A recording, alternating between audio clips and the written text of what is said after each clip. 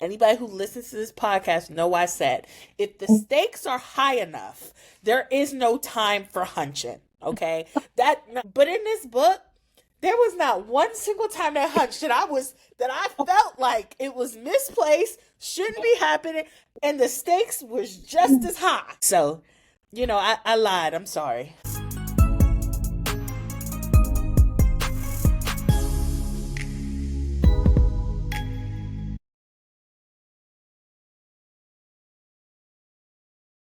Hey y'all, it's tea time with Ellie. T. and Lee and our special guest, Annie Davenport. Hi. Hello, hello. It's nice to see you. I'm so thrilled to be here. So are you getting Well, exhausted from like the press run yet? Because I've been seeing some of your interviews. You've been working. Sis is putting in work right now.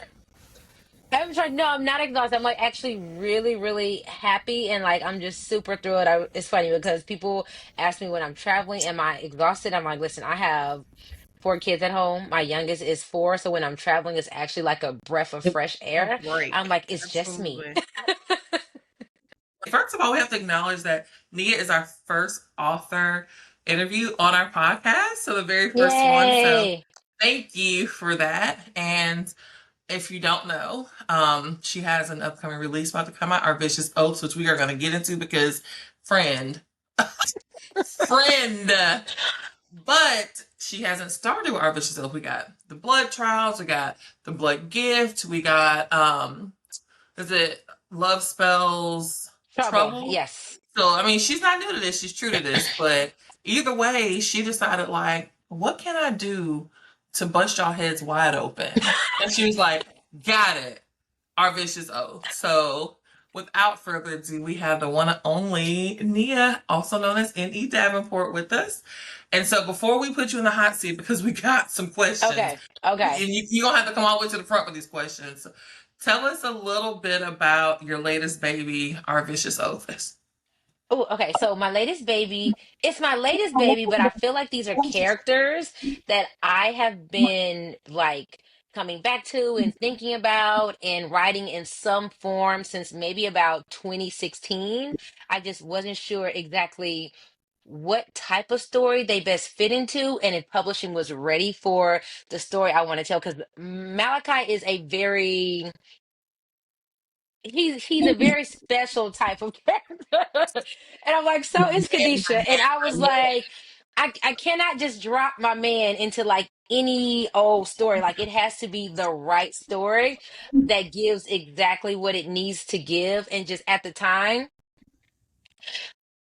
I didn't have the I didn't have the confidence nor like I guess like just like the catalog to like let make force publishing to let me tell the story that I wanted to tell with him.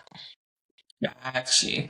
Well, we appreciate whatever doors open, whatever stars aligned that allowed you to say it is time. Oh, it was time. I'm And just gonna well, say it is all on readers and content creators because the way y'all wrote so hard for the blood trials and the blood gift, that is what allowed the doors to open and me to be like, this is what the readers want. Let me do it. yeah, for sure. So we're gonna just get into these characters, right? So the book we have Kadisha, who, if you saw one of my reviews and I called her Rashida, my bad. I don't know why I wanted to change that girl's name to Rashida so bad, but charge that to my head, not my heart. So we have Kadisha, we have Malachi.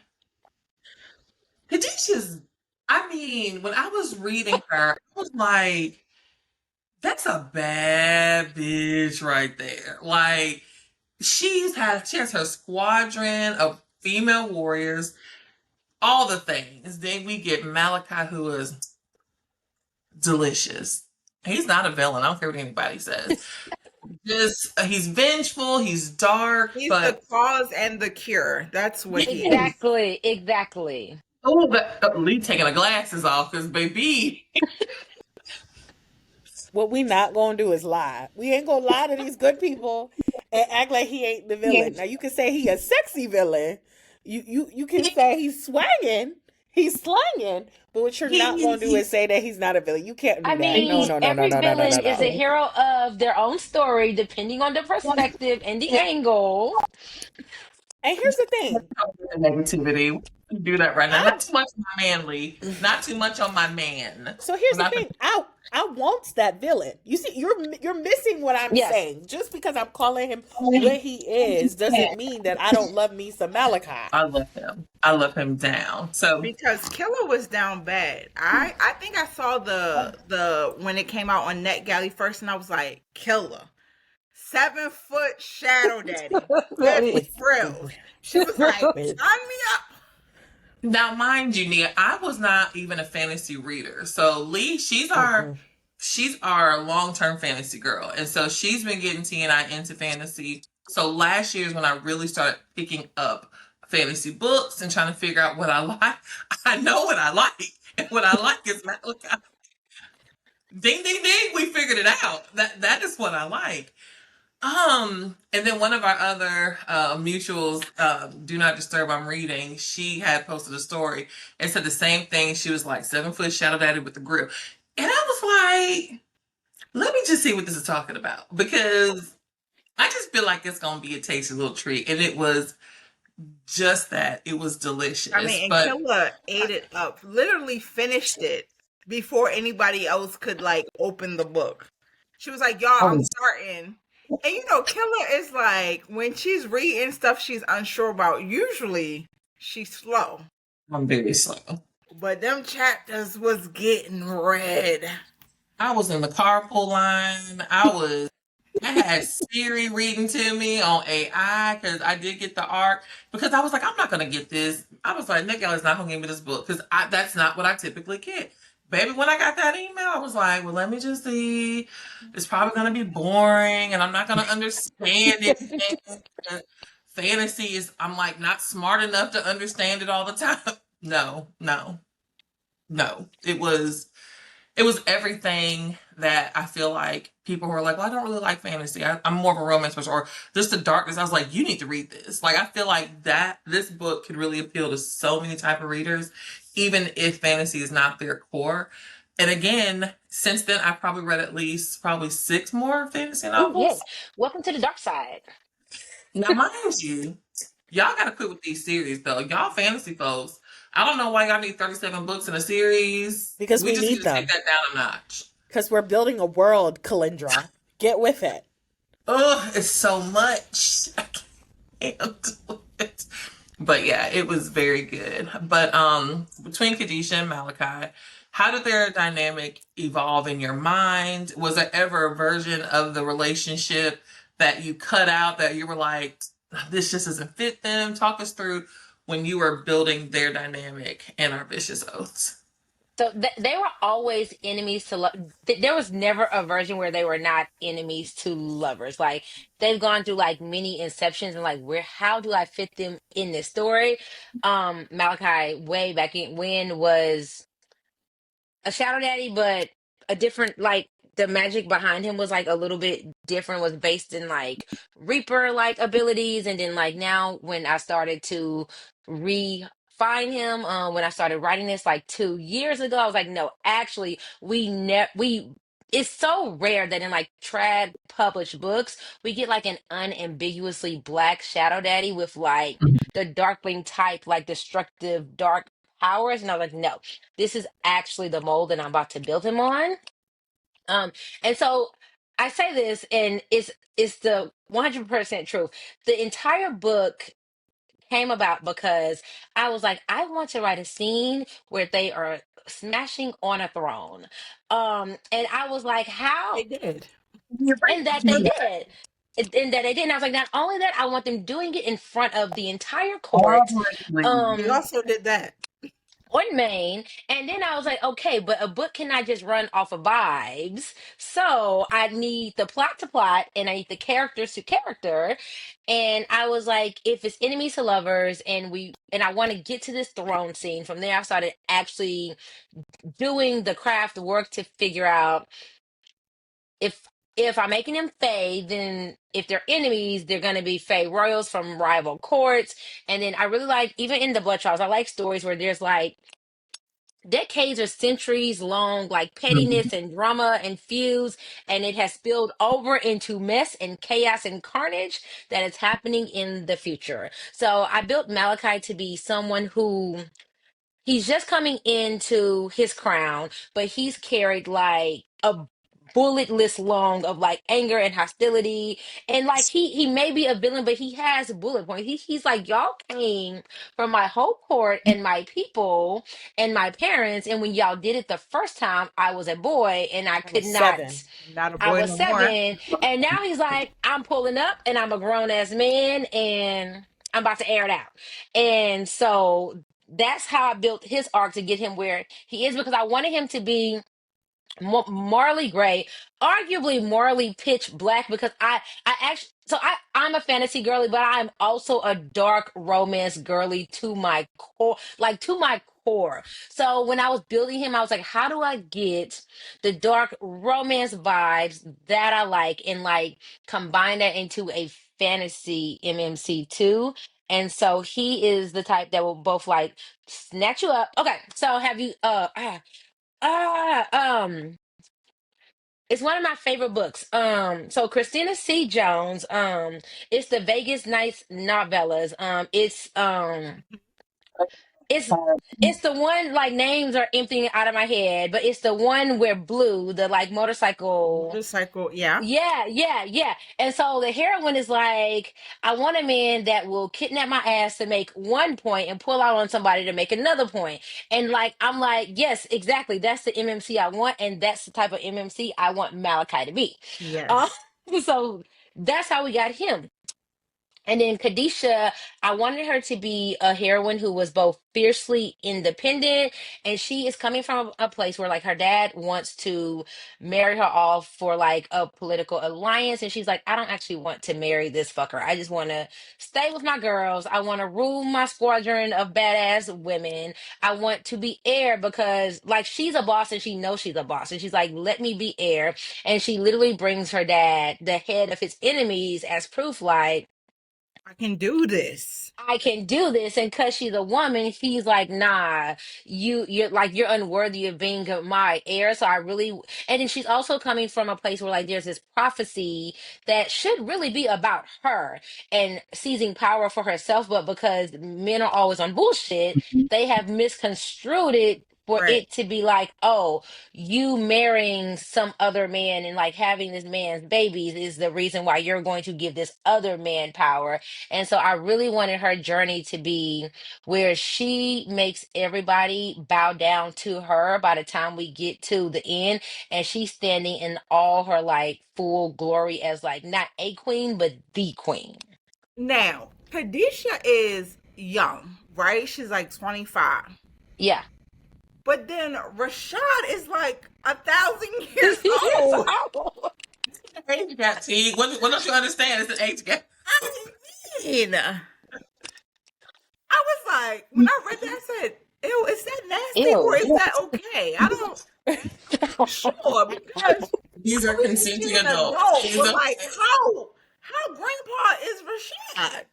I mean, yes, which is part of why she was like, nah, I'm not fucking Correct. with it. Absolutely. But I just, it was just, I mean, I never had an age gap in centuries before, you know? I was just a millennial. I didn't know. I was just asking. That's it. At all. I got to go back to Khadijah for a second. So, in the story, we know there's trying to be a forced marriage on her. We know that she's also a royal, but then there's Oleander House, right? And so I'm wondering, where did you find her voice? How did you decide to make her so multifaceted?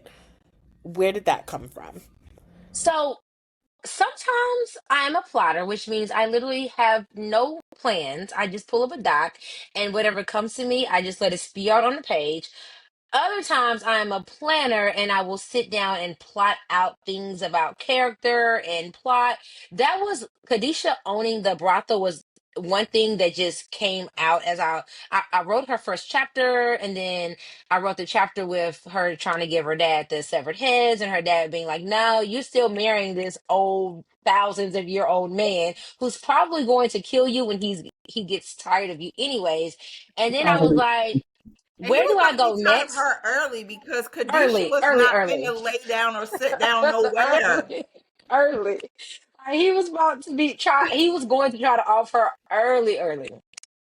Um, and so I wanted her and Malachi. They're like, it's not really a meet cute. It's really like a meet hate, or actually, it was really like a meet fuck because, Period. um, period. Period. But I wanted that to be in a setting that was like sexy and alluring and like carnal. And I was like, oh, they're gonna meet in a brothel. And not only is it a brothel, it's a brothel that she owns. And that was just me like showing her like her fierce desire to like own something for herself and carve out her own path, and just kind of like not really fitting into the skin of this like of like the decorum and like the refined mannered like noble woman that her dad and the thousands of year old king she is supposed to marry is trying to stuff her into. I wanted her to be a heroine that knows the power of her sexuality and that owns it like just unapologetically too. She I did think that. that was one of the things that I had dropped in our group chat when we were reading it is I was struggling to determine if because typically when we read stories like this, these are women who are born and they know their lot in life, and so they're bred to be this person their entire life. Like you go to all the like manners classes and they teach you how to be a woman and be a dignitary. And so I was asking, I was like, which is worse? Is it worse to be in a situation like Khadijah where she actually got to explore and be in her own right, like you said, like she was a business owner, she was a warrior. I mean, she had all of this legacy that she built for herself. Or is it worse to never know what's out there and just go through life? And I'm still struggling on which one I think is better. Because again, I love her story, but I was like, I just felt so much for her to your point when she was trying to convince her dad, like, I am more than just somebody's wife. I am more than just a baby maker. And I was like, now she's going to have to give all this up. Like, that pissed me off so bad. It did because I'm thinking, like, what else do you want from her? Like, quite literally, she has proven to be, I mean, just the best character in terms of what she had going. But yeah, I was like, I almost wish they would have never let her do all these things. Because now she knew what the other side was like. She had a taste of what she could do and reach her full potential. And then you got this old wife killer coming in, trying to swoop her up. And you want me to be like, okay, Daddy, let me go put on my wedding dress. And no, I was like, I ain't. Imagine a dad that's just like, I've heard the rumors. I know he's had 6, 7 wives and they all end up dead. But Every my last one. baby might be different, even though she's headstrong and runs in the army. It'll be fine. Well, Fine. Yashira wants her to believe, oh, girl, you just had to give us time. We had a plan to get you out of that. You just had to give us time. Girl, how about we give you time and you go do it? Go do it. Somebody Listen, else did. mama is hell. Actually, Yashira, Yashira's the real the villain. amount of times I almost jumped in the book. Listen, Yashira, sit down somewhere. Shut up. It's like become a thing where we're reading books and we're like, we got a new top worst mom. Every book we read, we're like, Seriously. this was worse than the last one. We was like, you sure, Seriously. girl? Like, She was what are like, girl, we? because I was never able to be queen, but you'll be queen. And we're like, but he might kill me. who I'm you? gonna And I die. still won't be queen. Like, hello. No one. Not at all. Yashira did come in handy though. Yeah. She did come in handy. Save the old girl life. I appreciate that. Yeah. Thank you, Mama, for one thing. I'm about to say, we'll give you a 1 point on the board for that. The 1 point. Everything else, you gotta go. We're gonna did that. Speaking of Mr. Malachi, 7 feet, which is like of average height, right? I would love to think so. I mean, so we love a man with a grill, right? It just, when he had that and then you looked around, he was like, yes, and look at the course of the people. I'm like, oh, they in there. Oh, Yeah, baby. okay. But I love that because, like, that's how we show our opulence, like, right? You're Mm-hmm. gonna see it. and we love to see it on your teeth. But what was the hardest part about writing the character Malachi? Like, what parts were you in contention with trying to make him a hero and a villain all in one? So I don't know if I was in contention because I just had a ball. Like I kicked my Period. feet and giggled the whole time. There was like some parts where I was like, "Am I going too far?" And I'm like, "Nah, I'm not going too far. We go like just keep leaning in." Like when Kadisha throws a fireball up at his head in the throne room, and then he like chokes her up, and he's like, "Girl, you did not just try to kill me in my own goddamn throne room." And she's like, "Yeah, I did, and I'm gonna try it I'll again." I do was it like, "Am I again. going too far?" And I'll do it again. Like, am I? Is this too toxic? And then I'm like, actually, no, the limit does not exist. Um, so I had a ball just like letting him like shine in all his glory. When we got ready to edit, I remember getting an editorial note from my editor, and he was like, is Malachi a little bit too brutal? Is he going to turn readers off? And to be fair, I think this may be like the first like dark romantasy that my editor has like Oh, worked on, because this was something that I just really wanted to do, and I was like, please let me write this. And so I was like, I hear what you're saying. And perhaps if this was a regular fantasy, this would have some merit. But the vision for this from the onset was to like write a juicy dark romantasy where the MMC was arguably a villain. And I was like, trust me, readers will eat him up exactly how he is. But then it's also those things where I'm like, we don't have these conversations when we have white MMCs being unhinged and absurd. let's talk about it. We have the Yes. Darkling in the Grishaverse who is fucking I love him, but he's unhinged. And I'm like, when white writers establish like these quintessential, just like feral MMCs that are like brutal and vicious as they are deadly, do they get these like, is he too vicious? Is he too And they even appear in brutal? YA. Let's talk about it. They appear in This is an Yes, adult book, right? yes. Yeah. Well, the Darkling is like the Grishaverse is a YA series, so yes, they even appear in YA all the time. And I was like, we are not changing him. Once I explained the like dark romance like convention that I was trying to lean into and play in that sandbox, my editor was like, "Oh, got it. Yes, I'm completely on board. I'm gonna sit back and you do you." And I was like, "Thank you." Yeah, let her cook. I mean, let the girl cook. She was working on something, and we would have used his name and address. You would have had to dox him if he would have stopped it, because we write at dawn.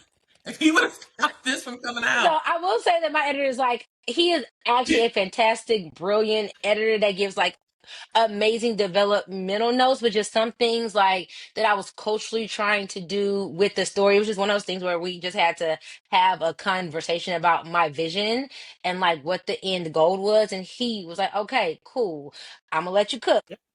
We appreciate Yeah. it. Those conversations are needed though, because when you're editing something, you're looking for the big picture, but sometimes you're a little cloudy on what the big picture is. So those conversations are definitely needed. But I want to talk a little bit more about Rashad. Like, for real though, I can't meet a named Rashad ever again in life. I'm gonna Never. just, Now I I'm don't gonna know one that's good for anything already, but I definitely don't want to meet no more. And so here's the thing. So I'm not, like I said, when I heard about the book, I was hyper focused on 7 Foot Shadow Day. So when Rashad came into the picture, I was like, is this him? This is it. Here he comes. And then like as that scene is like playing out, and I'm like, and I think I actually DM'd Jazz. I was like, I don't like him. Like, why would you tell me to read this book? He's not fun. And then she's like, just keep reading. And so I will say that I hate him. I'm just gonna put that out there. And I Okay. want to say that. But that wedding, I'm still sitting here, and this is where we'll pause for spoilers. The way her daddy goes out, I was like, wait, what? And then the way that even Malachi and his men, they get in, and everyone's like, something's weird about them, but it's fine because, you know, Rashad's cocky and he doesn't think he can be touched. But the action of all of that scene from the wedding was top tier. Oh, for sure. But then also I was like, where the hell do we go from here? Listen, I was worried. I said, how can the book end in chapter 2? I was confusion.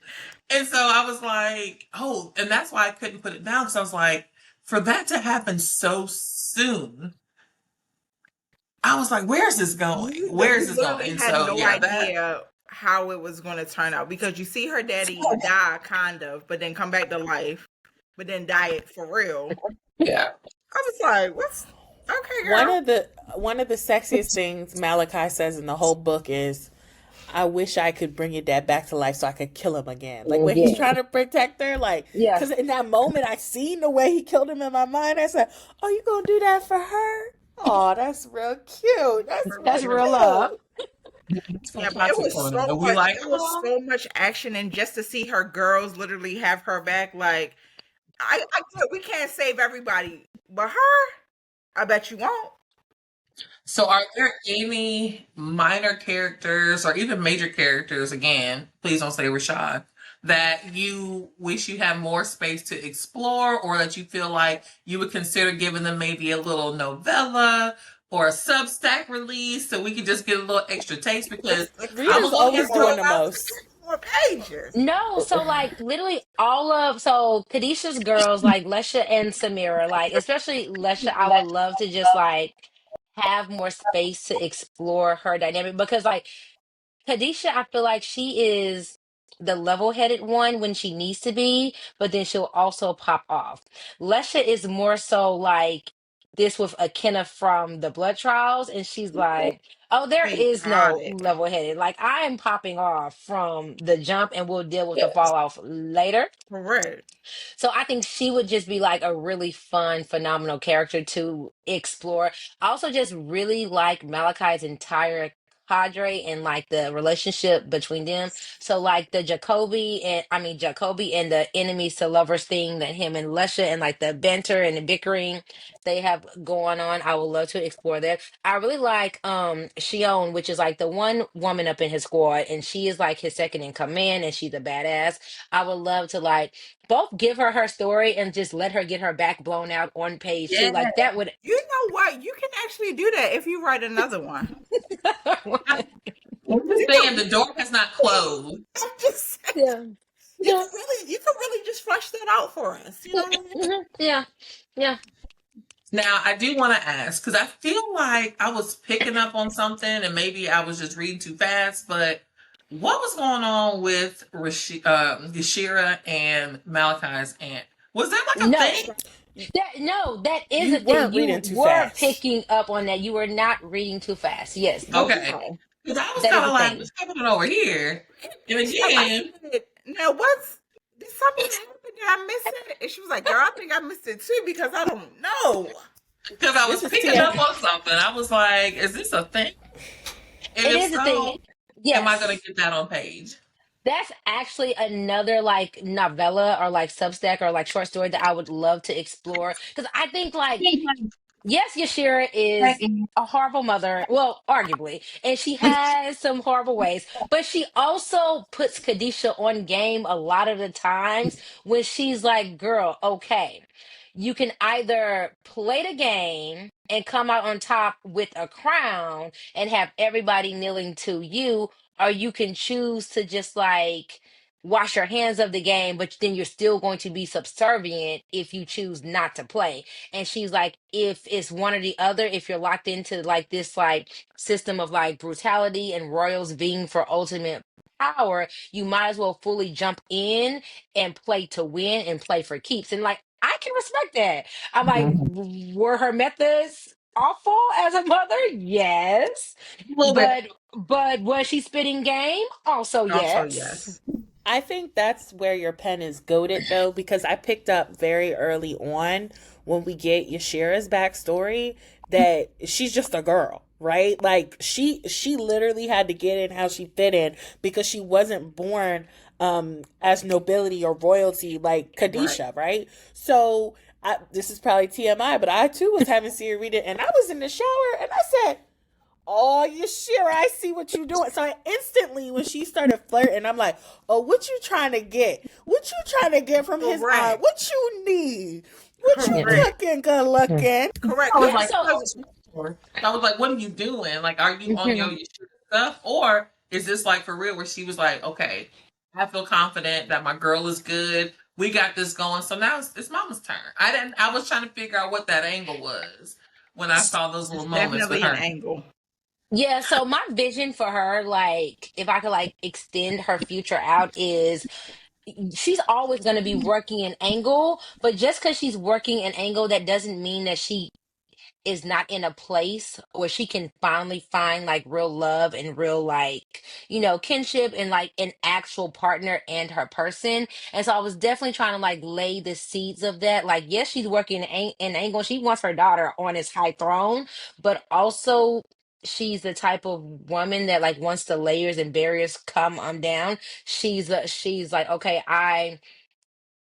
I'm allowing myself to be soft with Auntie, with Malachi's Auntie. Me and this other woman, we genuinely have this like soul deep connection. And so that's just where I see them. Like, if I could extend their story out, For I sure. would definitely lean into like a really like swoony, like fluffy romance, because Yeah. I feel like she's had a hard life Yeah. She already. has. Trying to She keep her daughter has. the only child, the only Yeah. heir to the throne. That's hard work. It She's is. been killing bitches like left and right. Do you know what I've done to make sure that you are taken care I'm of? just saying. This is why we have a Girl. garden full of inedible stuff, because it's all poisonous. Miss. Because I got your back. I got your back. Now here, smell this. This is death bane. You know what, Nia? Make sure So you know. Make sure you know. I just want you to know that you made a liar out of me with this book, because no, seriously, I have always said, okay, so I could be a bit of a snob. I feel like fantasy readers are the strictest readers of all the readers. We're like, we need a map, we need perfect world building, and we're so critical when it comes to fantasy. And so I have always said, anybody who listens to this podcast know I said, if the stakes are high enough, there is no time for hunching. Okay, that my thing is, if you really want me to believe that it is life or death for my crown, or it is like, it's just really hard for me to accept that the world is falling and we're hunching, right? And so typically, I do not believe that a good fantasy book needs all of that rigmarole. I've said that, and I've meant that. That does not mean romantasy books can't be good, because I've read a few of them that I enjoy. But I'm so harsh. Mind you, you can give me a romance book, you can give me any other genre, and I'm like, oh, they're hunching, that's good for the soul. But I'm like, no, they got things to do. But in this book, there was not one single time that hunched that I felt like it was misplaced, shouldn't be happening, and the stakes was just as high. They were just as high. He still had to find that mole from within his organization. That she still had to whip them people's ass for poisoning her wedding gown. She still had to hem people up for trying to kill her in the middle of the night, and they still got their hunching on. So, I lied. I'm sorry. I'm sorry. That's high praise. I appreciate that. Sorry. Like I said, Lee has really she's been putting us on, right? Because there is a lot of structure to fantasy, right? So she's like been talking about the different types. There's trials and there's quests. And so she's been really giving us an education. So I was in the group chat like, Lee, I just feel like it's okay that they hunch him, because who gonna stop them? Like, who gonna check them? They're the best to ever do it. So I'm like, and so I was asking, I was like, is this against the rules? I said, but it feels right. It just feels okay. And so as we're reading it, she was like, yeah, I'm not mad at it at all. Like, punch away, baby. Punch away. Hunch it. They was doing it. I'd be hunching on him too. Listen.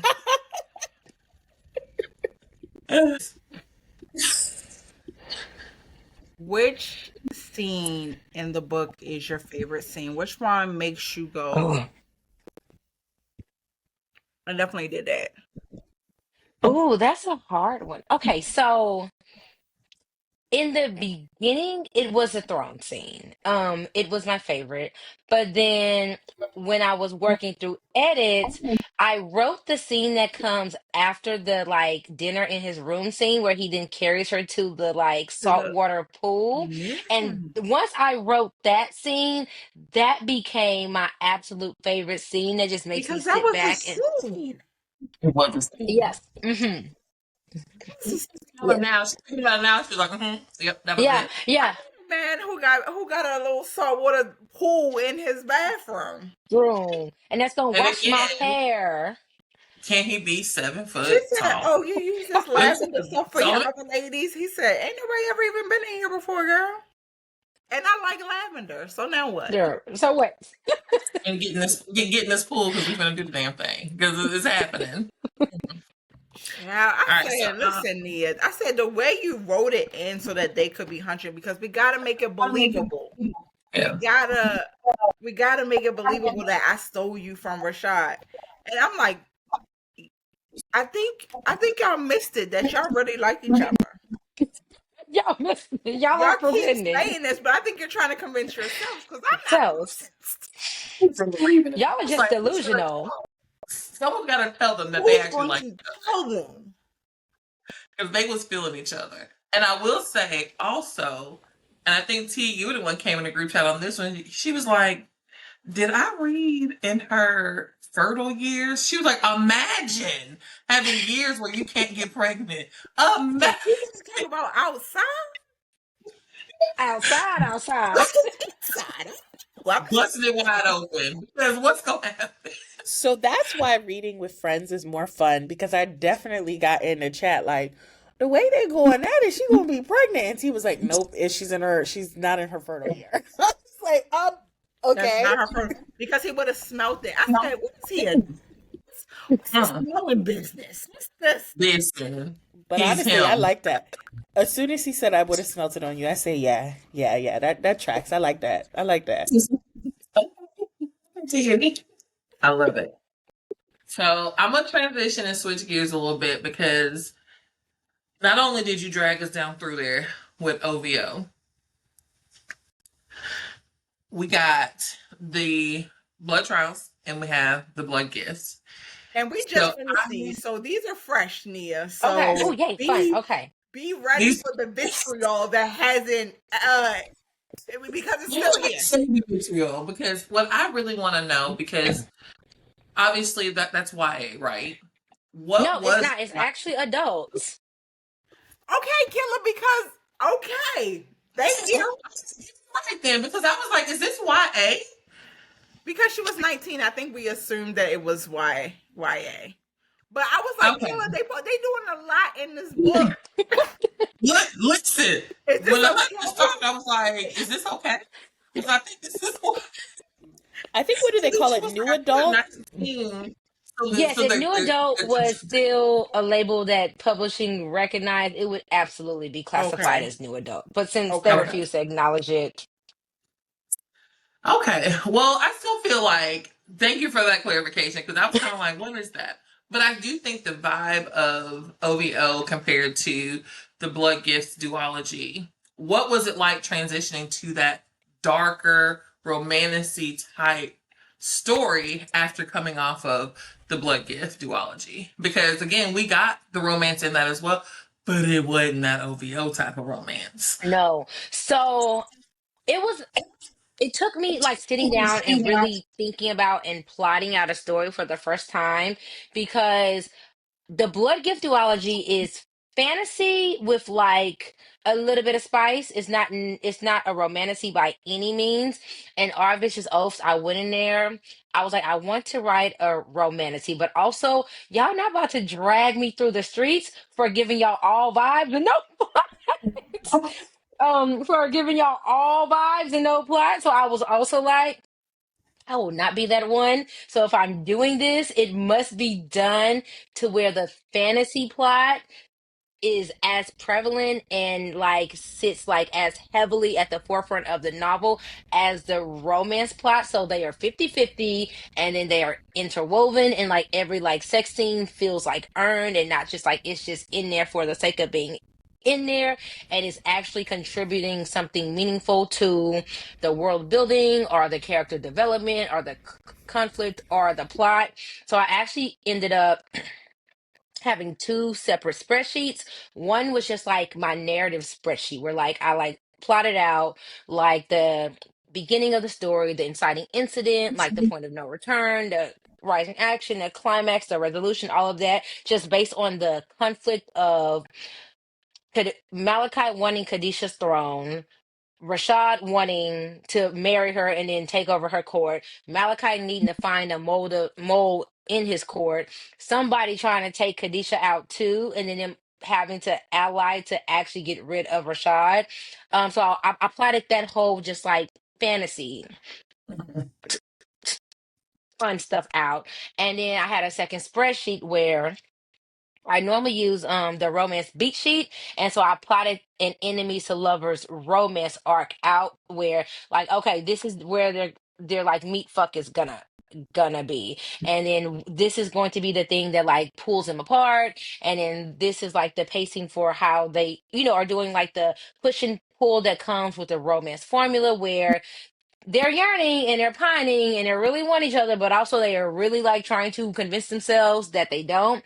And then like just plotting out the point in the story where they like the pool scene, like going back to the dinner scene and the pool scene, like that was a point where barriers begin to like fall down and they start to like become intimate. And so like the fucking becomes not just fucking, it becomes we are actually like intimately getting to know each other. So that was like progression of their relationship, and then just having it progress from there. And so once I had those two separate spreadsheets, I kind of like married them together and just like figured out, okay, so where do these romantic beats, where do they make the most sense to come at when like this life or death plot stuff is happening?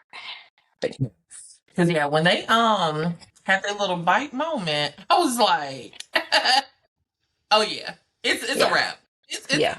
it's a wrap. Yeah. I was like, that's when I felt like it was getting sensual. If that makes sense. Yes. Well, also when she was training and her and Zaza threw the fireball and he was trying to stand all cool like he wasn't worried, but he was like, y'all, she almost took me out. It took so long to get out those fumes. And they were like, and you're kind of turned on. He's like, I am. Yeah, like I that. am. I am. Yeah.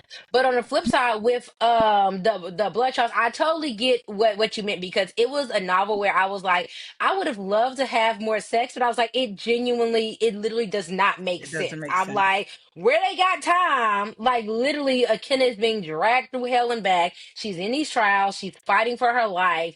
And I was just like, as much as I would love to put more spice, like it doesn't make narrative sense to add more in the Well, blood thank you for trials. that. The stakes were so high, right? They just Because didn't have time.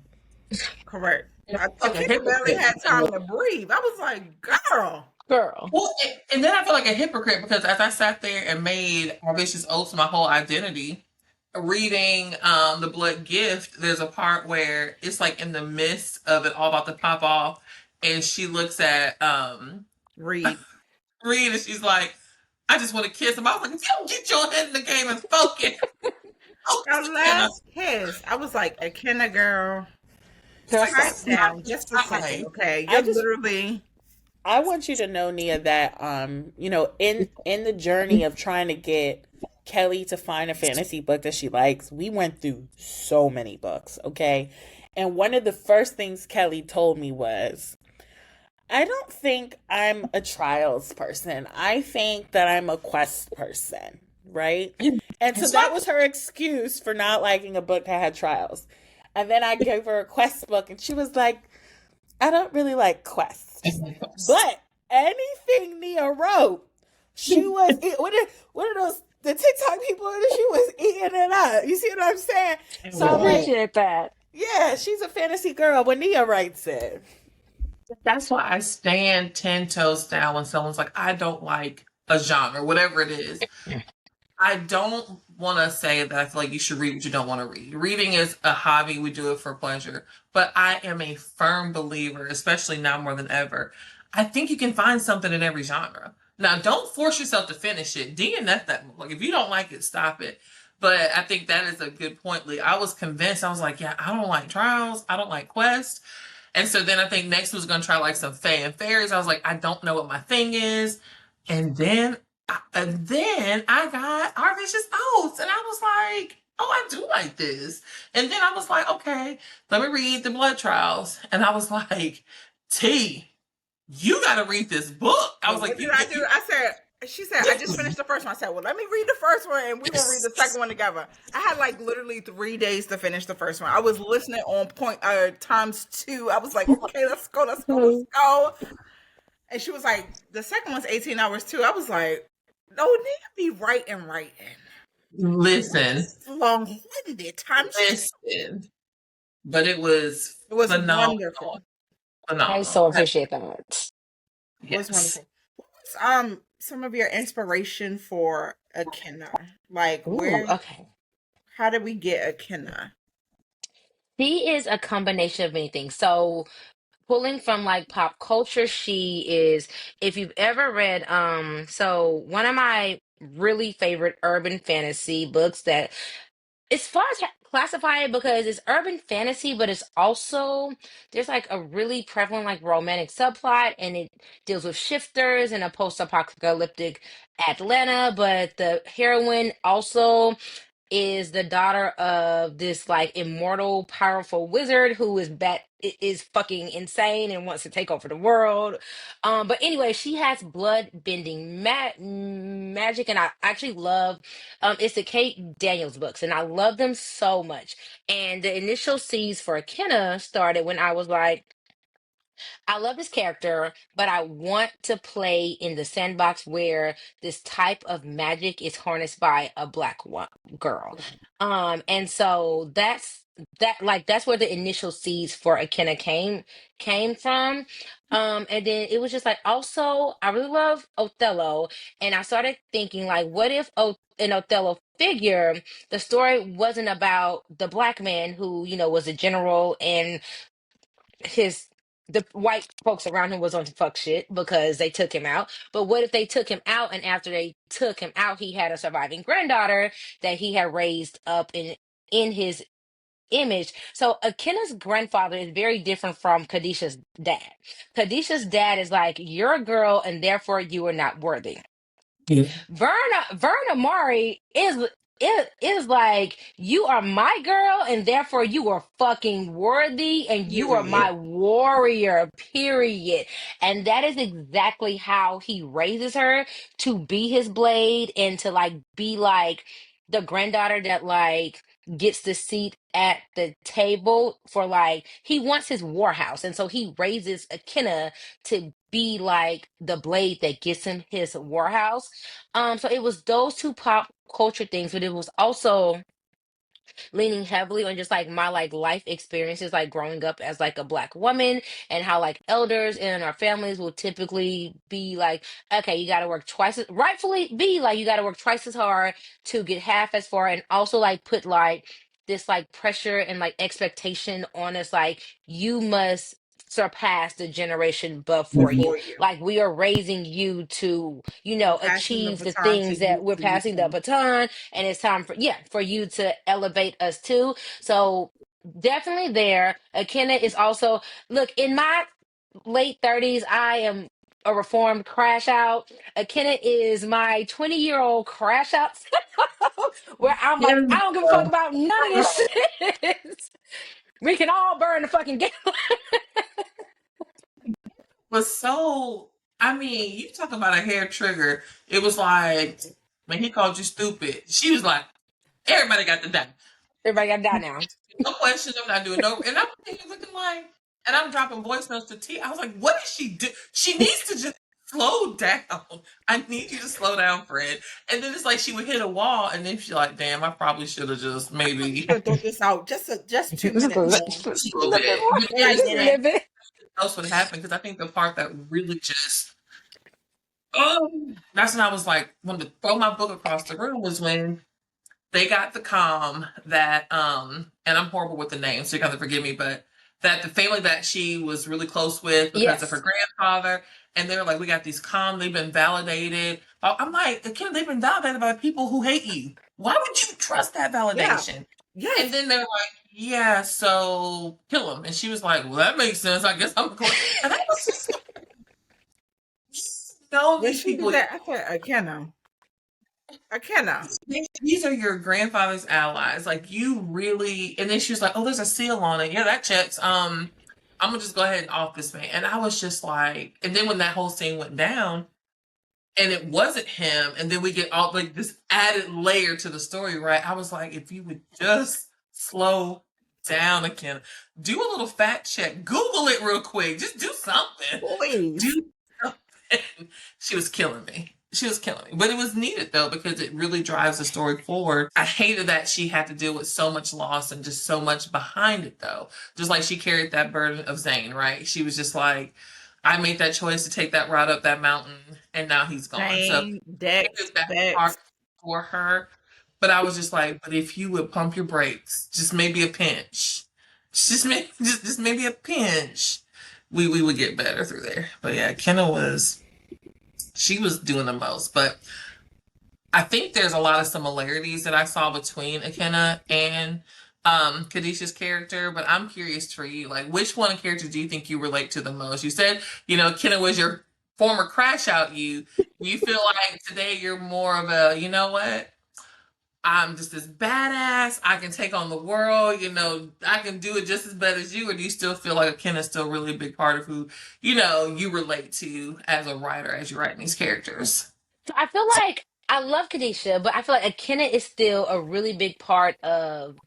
I feel like Kadisha might be, I mean, not Kadisha, Kenna might be the most like me at my core because, like, even though, I'm calmer now, but also it's like, Akenna was very cathartic too, right? Because she is a version of like me when somebody is pissing me off, be it like little things or big things, or like when the world is being like bigoted or sexist or misogynistic, and when I'm like, I just want to beat somebody's ass right now because how dare you have the audacity?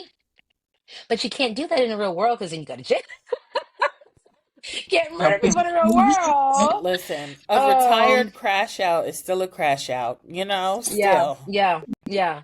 So I'm like, Akenna is definitely like that like facet of me, and I feel like Kadisha is the part of me who has grown wiser, and it's like I'ma still get you, but I'm just gonna like steadily like bide my time and like fuck you up in a way that's not gonna fuck me up too. Yes. And also have some fun while I'm doing it. Because Yeah. because Because while I'm here, I might as well have a And good time. also, while I'm here, I might as well save a horse and ride a shadow daddy. So, I'm just saying, we might as well take advantage of that situation. that's it. I agree. Because For sure. Akenna literally would be like, oh, I figured out this next step in my blood gift. I'm gonna get you. And then it's like she has this victory moment where she takes her eye off of the person who's still not dead. And then she's like, oh. And I'm like, Akenna, hello. Let's finish the job first before we celebrate. I And do your love kids the are fact like, that go ahead. I was like, she's 19, so like it was genuinely fun to For play sure. with. She's an adult, but she's not like her frontal lobe is not fully It's not developed there. yet, and She might definitely not have like one either. All this it's not recklessness. fully developed. And so she is just like a 19-year-old who is grieving, and like she is like the victim of indoctrination, and she is like trying to find her place. And I do like the growth we get by the end of book two, where she's like, okay, she feels more centered and like, okay, like yes, I am the blade, but also I can be the strategic blade. Like every situation is not like a fight first and ask all the questions later. Like sometimes we need to like take a step back and like strategize. like if I ever revisit that world, like I would build her out to where like if like Kadisha's my queen, then Akenna is like my general. And like by the time we get to the end of book two, that's the path that I wanted her to be on the trajectory to like ascend into, like, a couple years out. Yeah. Well, let me We ask this. the fact that we was like she would learn one little pinch of her skill set and she'd be like, I'm faster. And she'd run. I, I can kill the emperor. It's like, girl, Don't you you passed hate off with her? 3 days yesterday. Practice a little bit. I mean, like she was literally just flying off the handle. And we were just in the group chat like, I can't deal with the Kenna. I cannot deal with this. I feel like it's a function of, so I wrote Akenna the type to be the type of character which she sits at this very interesting axis of like privilege and power, but also like oppression. So like she grows up among the elite of the elite. She's incredibly wealthy. Her grandfather was like the head one in charge. Like she was raised in his image. She's virtually had everything handed to her. And she's also like, I'm literally more powerful than everybody, so you cannot beat me up. And she very much, a lot of her brashness is like driven by all of that like privilege and like power that she's grown up with, but she also has grown up with being told that she's lesser than, or that she's not good enough because she's a woman and because she's black. And she is just the type of character who carries so much rage at being told she's not good enough when she knows I'm actually superior to all of y'all, that it just comes out in like, Akenna, please, baby, like, calm down for one minute.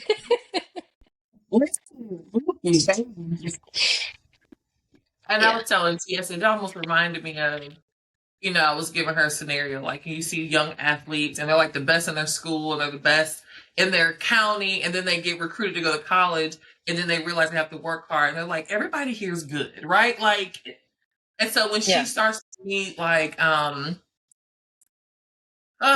wish I was so much better at the names. Lord have mercy. Johnny? Johnny. Johnny, yes. Oh, I love him. Johnny, and she just starts to get a little dabble of, baby, he's been doing this since he was 7. Right. What's the on that man's name? He's not new to this, baby. He's true to this. Yes. And she's all like, well, I can do it too. And I was like, I know the potential's And in you there, know, baby. But I think you may just want to relax. And I was just like, yeah. I felt like she just kept getting humbled time and time again when she would just kind of be overzealous. And I was Which just is like, literally who we are at 19. We're like, we're yeah. finally out of the house, maybe at college. I could do this. And it's like, can Yeah. you almost died, remember? It's A like, few well, it's a times. new day, it's a new week, it's a new semester. Try it again. Okay. some of my favorite scenes to write were between Akenna and a Johnny, and like watching him almost take on like that big brother role where he's like, baby, I'm about to teach you several lessons because you are tripping right You're now. childish again. You're childish. When I was seeing her and the Johnny, I was like, is he feeling my girl? Like, is this about to become a wide shoe? Why? Like, I didn't know where this was going. I will admit, in my head, I was shipping to them together hard. So you were probably picking up on Huh? those vibes. But then also, Akenna and Reed were like yelling at me, you better not. And so I had to give them what they wanted Because instead Reed of was giving serious about me our what I girl. wanted. Reed Yeah, was Reed was serious about our girl. for sure. And I liked his little hidden tribal tattoos. I said, Tattoos. Okay. Eerie.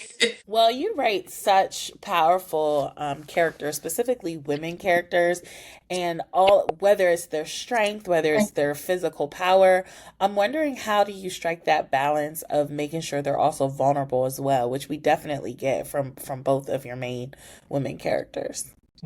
I feel like I always think about power and strength and vulnerability can look like different things, and like there's no like one way to be strong, or like there's no one way to be powerful. So I always lean back on like the real life phenomenon where like black women are like expected to be strong, and we're expected to be rocks, and we're expected to be, carry the burdens and like, be like the pillars, but also just being like, I'm fucking tired. And damn, can I be soft? Can somebody like stand as my shield?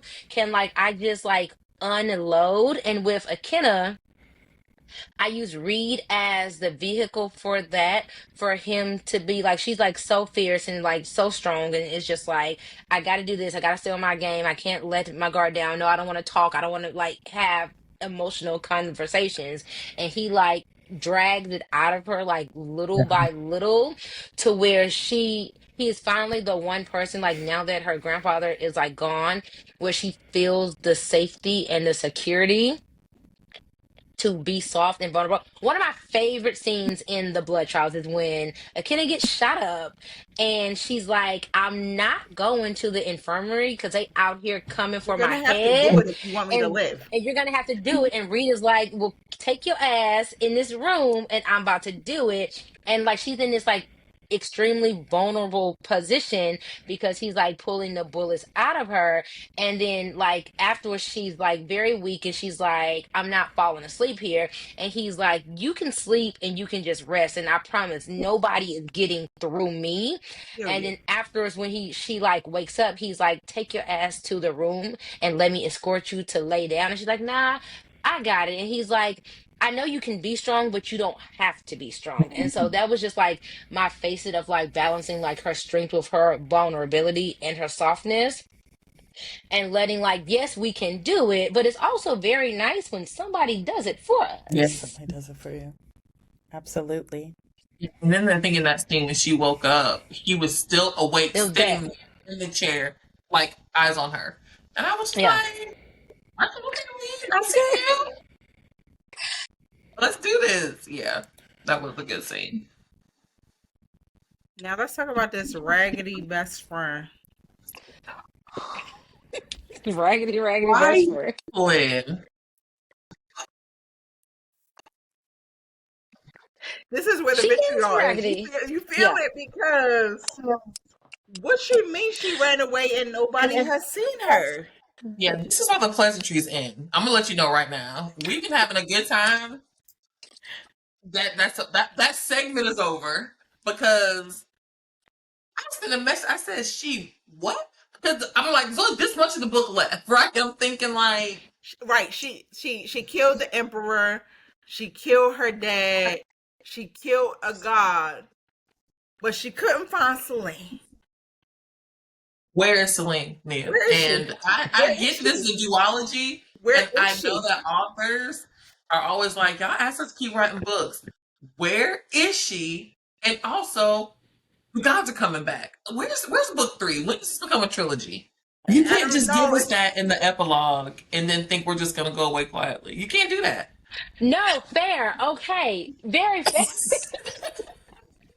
Because I You feel She like want this said this I book? is she on said I two can, levels. I will. So the book was originally, I had planned it in my mind to be a trilogy. Harper bought it for a duology. And so when I was talking to my editor about how does the Kenneth story end, it was three things. It was, is she the type of figure who is so powerful, she is too powerful for this world, and she chooses to die? And I said, no, fuck that. This is not happening with a black woman. She will not be dying at the end of this story. She's She no will be one's riding martyr. off into the fucking sunset in some type of way, shape, and form. She is nobody's martyr, like you said. So Period. I immediately X that idea. The next path for her was, does she get to just go have the metaphorical white picket fence and the peace and the sunsets and just chill? And I was like, that's sweet, but that's also not a Kenna. Right. She's not just about to chill. So then we got to she's the type of hero where her story, the book ends on like one chapter of her story where we're opening, that's also opening up like a brand new beginning.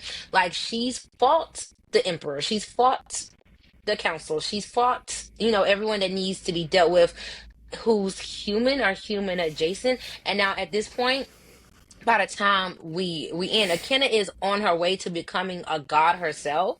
And it's like, oh, now she's about to square up with the actual gods who are on their own brand of fuckery too. And so that was I was like, okay, if I don't ever get to write a book three, I can be at peace with the fact that I gave her a send off where she's going to fight more people. But also, I'm like, this is not a secret because I've been saying this more and more over the last few weeks. I have no idea when I'm going to work it into my schedule, but I do plan, like, y'all have hyped me up to be like, I'm going to actually indie publish a book three because I want a book As three you and y'all should. want a book three. But And so I was going to say it was very selfish of you to feel like you were comfortable with that ending. so Think of anybody else. That's all I want to know. And so let me hype you up real quick. So when I was first coming to Book Talk, everybody knows when you start Book Talk, you get a bunch of books that people are hyping up that aren't great. Okay. But fantasy Book Talk is a void. It does a really good, like, it's a force. It does a really good job. And because I'm a fantasy girly, I'm on Fantasy Talk. And one of the first videos that I seen, it was by Bookish with Tammy, and she was singing praises about this duology, and people were going nuts. It was one of the first, like, up there with Brandon Sanderson and up those with all the people, Lord of the Rings, all of the quote unquote classics, right? Not taking anything away from them, but the white men who write fantasy, people were pushing this duology up there. Like, you have to read it, you have to write it. So yes, publish that thing, Indy. The fantasy girlies are behind you. We will Okay. read it. We will champion it. Okay. Let me make a request, because you know how OVO has like 6 different covers already. It's not even out. I need the same thing with number 3. I just do it. Just do it all. Be a Kenna. Just do everything and anything. That's Do it. the absolute most. The most. Yeah. The absolute most. Do the most. Do the most so hard that the trad publishers go back and republish it again, like they do in Kennedy Ryan and everybody else's book. All right, you indie publisher, we gotta republish it. Listen, Do it the fingers most that they crossed. want to make a little TV series about it. Because we Period. need it. Please, I'm I watching. agree. But and I do want to know before we forget to ask, what fantasy novels were your first loves? Like, what were the Ooh. novels that you read if you were like, I'm gonna do this. This is what I want to do. And there is a wrong answer, but I can't tell you until you Okay, say it. I'm gonna tell you There's not a wrong answer. There's a right answer. No, there's a You see what wrong I'm answer. saying? There's a right answer. Let the I'm gonna woman tell you my answer, but also I want to know the wrong answer after this. So one of my first ones is The 100,000 Kingdoms by N.K. Oh, Jemisin, and I know like the Broken Earth trilogy is phenomenal, and it gets all of the praise as it should. But I feel like The 100,000 Kingdom, which I believe it was her debut novel, um it's like quieter than The Broken Earth, and for the life of me I cannot figure out why, because it feels like romantasy before romantasy became like this big trendy term.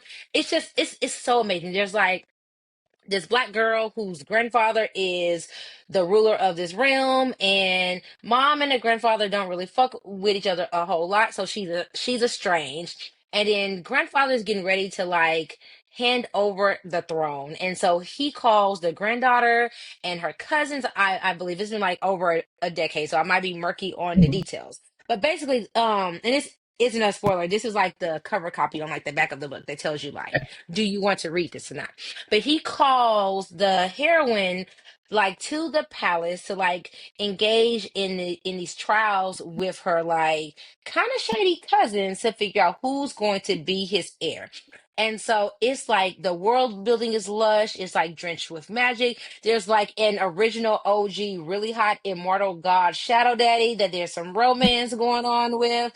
Um, it is phenomenal. And I want to say reading that book, not even might have, it was absolutely like the first time, because I think I was like maybe like 22, 23. It was the first time I picked up like a fantasy book and saw a black girl as the main character in an epic fantasy book. That's And going to it do was it for me. one of the, yes, and it was like I would not be writing today if I had not read that book because it made me be like genuinely, like I was like, oh, and like this is gonna sound so stupid, but I was like, you can put black characters in fantasy for real? Yeah. Who knew? Yeah. Seriously, it's a thing.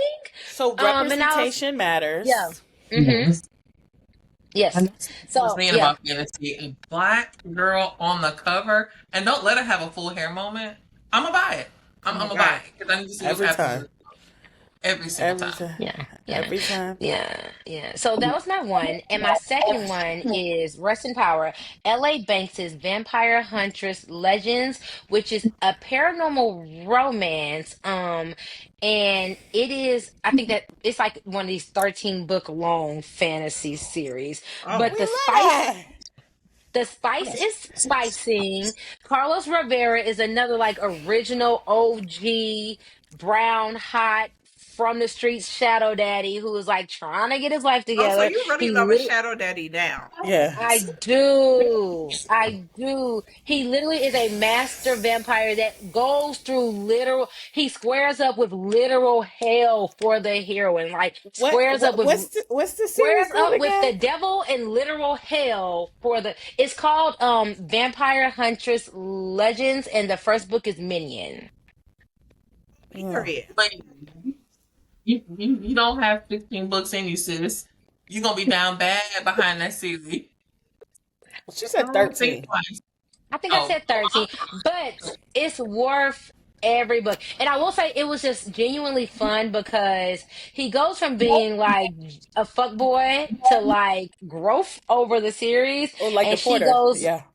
yeah, and she goes from like because they started off as like teenage like lovers and then she was like I can't fuck with you and so they like come back together like as adults when like he's like this like big time organized crime boss but then he's trying to protect her too. Listen, it's just so good. And when she like ends up like bringing him to his knees and is like you're about to get rid of your fuckboy ways or I'm gonna fuck you up. Like it's great. I Yeah. love this series. Yeah. Shit. yeah. You gonna put a song. I'm gonna add those to the now. Listen, I'm not gonna read. I can't say I'm gonna read 13 of them, but I can read. I can probably do 2 or 3, enough to get a taste. Just give me a Nothing Like in the taste. I'm like, taste. Kelly's the queen of being like, oh, I'm gonna read the third one. What you mean you gonna read the third one without reading the first two? I don't I have to read an mean, order. I don't. I will say that if it's a contemporary where that's like it focuses on a new pairing and it's like interconnected but not necessarily like serial, I can like I just jumped into uh uh uh to the Danger Brothers like Diesel's book Yes. 2. I jumped in because I was told that Diesel is the most unhinged brother and I said, you know what, I'm starting at book 2 then. Well, you I know knew what? it. Lee, just I do knew it, it. Mia, Lee. Do hold on, it. but listening is just as fundamental as reading. She said when it's a contemporary. She said, notice she didn't say fantasy. You don't pick up an epic fantasy. Kelly was like, "Oh, tell me what happens in book 1 and I'll pick up at book 2." In an epic fantasy world where there's a map. Canceled out here. That's On whose business that is. That's Kelly's business if she doesn't Well, understand Yeah. what's happening. but no, because Kelly's gonna be like, "I didn't enjoy it. I didn't get it." Of course, you didn't get it. Book 1 no, was the world see, building. I'm resourceful. I'm just gonna go to Google and be like, what happened? Like, why is there a thing in the thing? And then it's gonna be like, oh, okay, cool. And then like my good girl T, she'll help me out. She'll be like, oh yeah, because in book 1, da da da da. I'm like, bet, got it.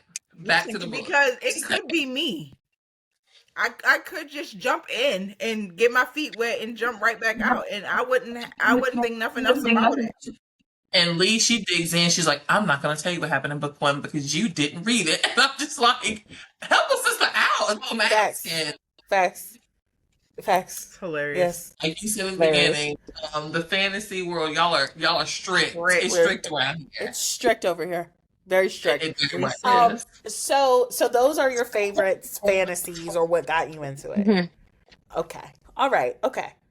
I accept that I lost this. So here's the thing. When Kelly was first being shepherded to her fantasy journey, she was treating me like the expert, right? And I said, well, if you're going to go here, there's certain, like, to me, staples of the genre that you should read to help guide your journey. She was like, surely, what are they? And then I told her a staple, and she was like, yeah, I'm not reading that. For no other reason, but just because she said so. So we had a little bet where I said, I've been asking her to read this series with me for a year. She won't do it. I said, if Nia gets on here and she credits that series as one of her favorites or something, Now I have to know the series. it was The Hunger Games. She just won't read it. She just won't. Which is fair. Fair. Listen. And you know what? Honestly, the Hunger Games leans more dystopian too. So like, Oh, if it's you're like, definitely a dystopian. yes, I'm like, if you're like, it's different. If you're like, I want epic fantasy vibes versus like dystopian vibes. The Hunger Games is also YA, and I no shade because I love YA and I write YA, but also YA isn't for everybody. Just like adult fantasy isn't for everybody. Yeah, absolutely. So I have given up that pipe dream. I really have. We I've can given lay up it the to pipe rest dream. now. We can lay it to rest, and Kelly can go ahead and ship that version that she bought from her bookstore to me, because if she's not going to read it, it can join my collection. I doubled down and trolled her. My library had their semi-annual book sale, And she bought they the had series. the box set for like $3. So I bought it just so I can own it, and so that Lee can see me own it, and So I also can see see me it not. behind her, and she won't. Does it count if I adore the movies? Oh, so No, here's the thing. don't you help Lee out? No. No. It is completely fine that it was. I think for me, you probably could tell I was an educator. I was a teacher, and so not only did I read it as a kid, I got a chance to teach it. And any novels that I get a chance to use as a teaching point, like right now, my college kids are reading Perfect Peace by Daniel Black. Oh, It nice. always is a. It's always a special place for me to be able to see people, even if they still hate reading when they leave my class, to be able to see like the light bulbs connect, or then be able to read between the lines and enjoy a book, right? Yeah, And so I think that's what the Hunger Games represents for me. for sure. I'm gonna read it one day, and I'm just not gonna tell you. I'm gonna wait till I read the whole series. I'm just gonna pop off Look, and just. look, I'm gonna start Ke- dropping little references here and there, and you're gonna be like, Kelly, "Is hush. that I a don't, I, mess?" I don't even want you to read it. It's okay, baby. It's But okay. in my defense, I feel like nobody have a neat thing. I was just like, I'm not reading it. The reason why I said I'm not reading it is because I didn't read the books and I tried to watch the movie. And when that little brown girl was in the woods with the little fire, I was like, oh, that's a wrap. I'm not doing this. And that's where you lost me too, because I turned it off. I said, this is not for me. So Yeah. that's why. And so I was like, why would I pick up the books when I know for a fact that the books are typically going to be better it's going to and more hit harder. Yes, more I'm not putting myself through that. That little girl did not deserve to die in the woods. It didn't make any sense. I ain't Why I like it. blocked that out in my mind, like that whole. You have Matter of to. fact, I am the type of viewer where if I know something is coming and I don't want to see it, I will hit the fast forward button so fast and be like, you know what? Same. Same. And Give I it. also suffer from secondhand embarrassment. Like when Raven used to be embarrassing herself on That's So Raven, I would click the last button so quick, and then I'd be like, okay, she should be done Same. embarrassing herself, and I'll You go know? right.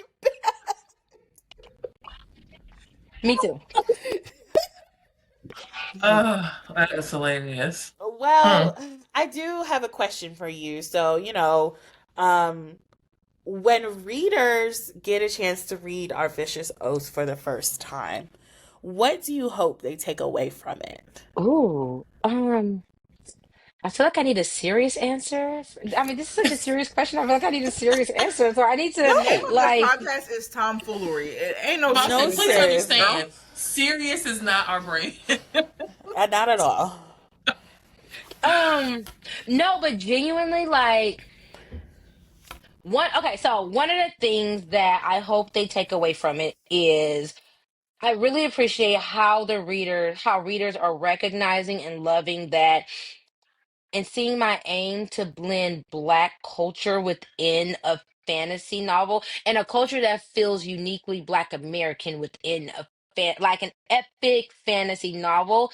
Because I remember before ever trying to write our vicious oaths, I had tried it a few times before, and I was like, something's not clicking. And a really good friend is Kwame Mbalia. He's the author of Tristan Strong, Punches a Just as Hole in the Sky, strong. and Jax Freeman. He is literally as brilliant of a writer as he is someone to just talk like craft with and like story structure.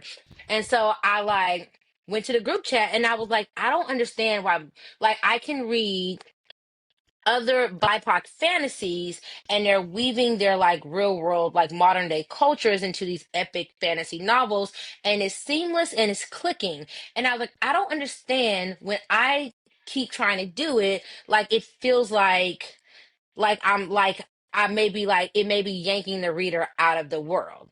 And so Kwame was like, it's because publishing and traditional fantasy is rooted in like white supremacy. Hmm. And like it Talk literally about it. props up white cis het men as like, the fantasy, pillars. And Yeah. he's like, you have to like unpack it and do the work of being like, no, this is as natural as like breathing too, to put Yeah. my own culture in this story because representation is important. So if you've like grown up or gone through life like not seeing a lot of that representation in like epic fantasy, you're gonna have to like it's gonna be a little you're gonna have to like do the work for it to feel seamless. And I was like, again, this is like younger me, and I'm like, oh yes, this makes it like unclips it like made something craft wise click in my head because I could do it seamlessly in like contemporary and in paranormal romance and even in urban fantasy, but when I tried to flip to epic fantasy, I was like, why is there this like intrusive voice screaming at me Yeah. that it's not working? And so once I like got that advice, and then he was like, so for example, like I wanted Malachi to have grills, and I was like, is this like he was like, take the elements that you want and literally make it a part of the world building. And so like that's how like Malachi has a grill, and yes, it's to be flashy and like just this ornamentation, but it's also like a custom within his fade Mhm. court, and it's something that like the royals of the court don to like show like their status and their I wealth and their loved power that Mhm. and the part. I I love loved that. it. pageantry. Yeah. And that was another like editorial note I got where like so my editor was like, yo, if I'm being a stupid white boy, just tell me I'm being a stupid white boy. But if Malachi has grills, like, is this too much of a modern concept? Will it yank fantasy readers out of the world?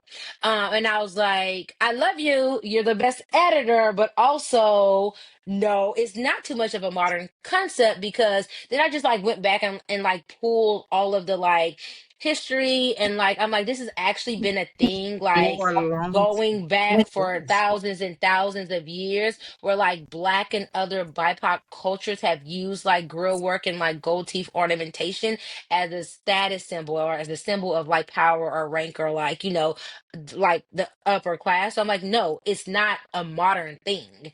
Yeah. But also, even if it was a modern thing, It's it's still a literally thing. it's So Yeah. what? literally it's a black fantasy. thing, Yeah. regardless It's of how uh, modern Yeah. it may be. Yeah.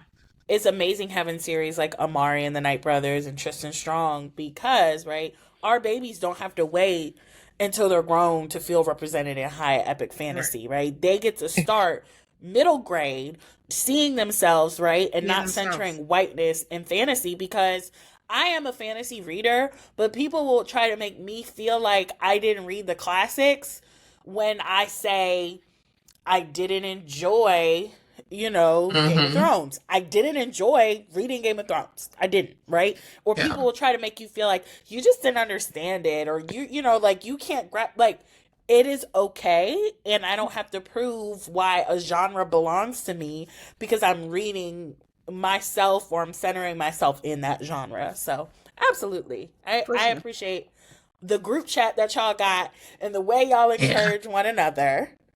Yeah.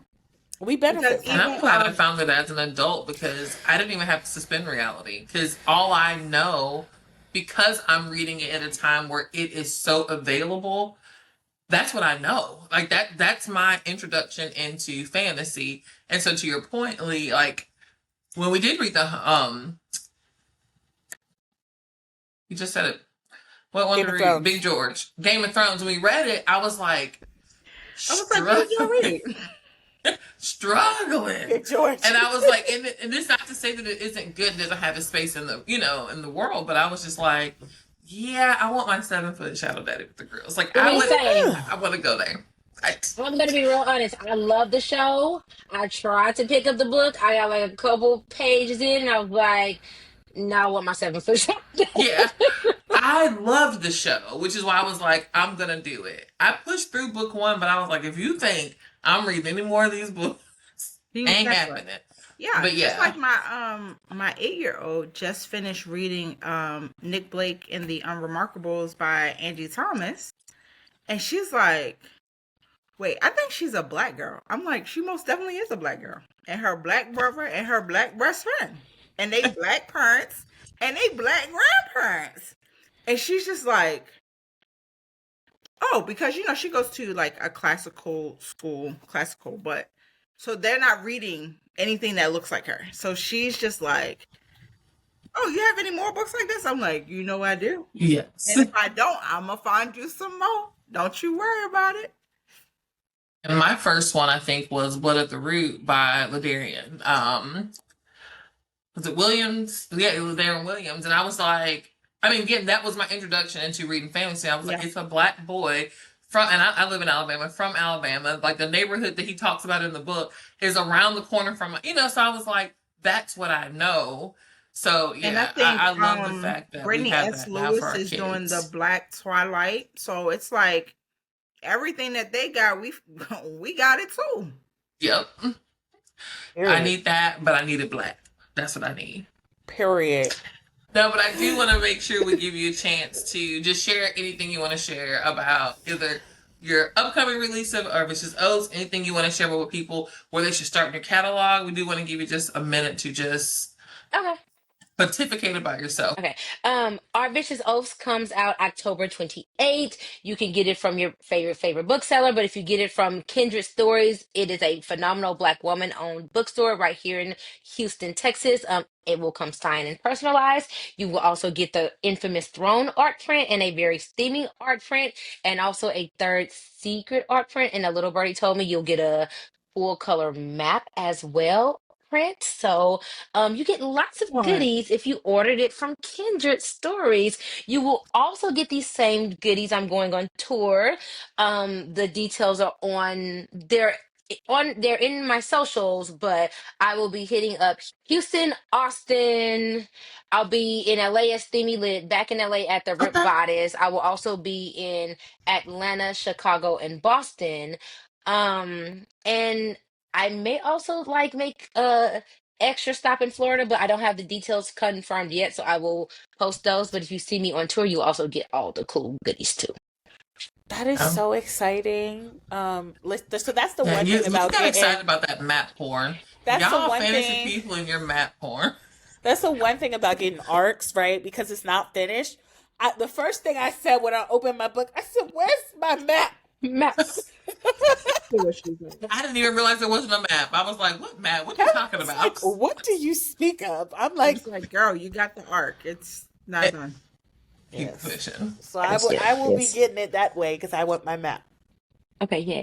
I will say, y'all, Pain with Akina, I'm reading Eternal Ruin, and I go through that same thing with Kidan and Immortal Dark, where I'm like, girl, I want to actually shake the shit out of you. I do. I need to.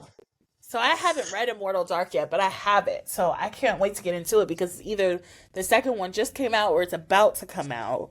November 4th. Now, is it vampires? Isn't it vampires? Yes, it is Black vampires. It is a fantastical world with vampires, yes. No, that's exciting. And that was Tea Time with Kelly, T, Lee, and Nia. see you next time.